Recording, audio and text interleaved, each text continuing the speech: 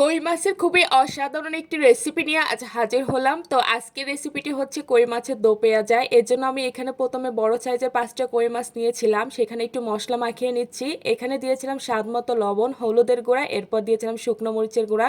মাছগুলো মশলা মাখিয়ে নিয়ে এরপর আমি কড়াইয়ে দিয়েছিলাম তেল। তেলটা গরম হয়ে আসলে আমি এখানে কই মাছগুলোকে এক এক করে দিয়ে এরপর সেগুলোকে ভেজে নেব। কই মাছগুলোর এপিট ওপিট খুব ভালোভাবে ভাজা হয়ে গেলে সেগুলোকে আমি নামিয়ে নিয়েছিলাম। এরপর পাতিলে দিয়েছিলাম পেঁয়াজ কুচি। পেঁয়াজটা যখন একটু নরম হয়ে আসছিল তখন আমি এখানে বাটা মশলাগুলো দিয়েছিলাম। এখানে আমি দিয়েছিলাম পেঁয়াজ বাটা, এরপর দিয়েছিলাম রসুন বাটা এবং সামান্য পরিমাণে কাঁচামরিচ বাটা দিয়েছিলাম। এরপর দিয়েছিলাম স্বাদ মতো লবণ, হলুদের গুঁড়া এবং শুকনো মরিচের গুঁড়া দিয়েছিলাম।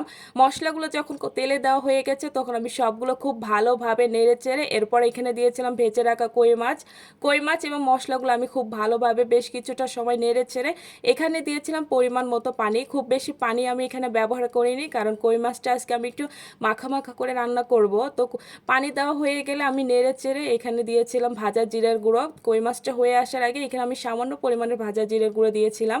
এরপর মাছ তরকারিটাকে আমি একটু মাখা মাখা করে নামিয়ে নিয়েছিলাম। আর কই মাছের দো পেঁয়াজাটা গরম ভাতের সাথে খেতে কিন্তু বেশ মজার হয়েছিল।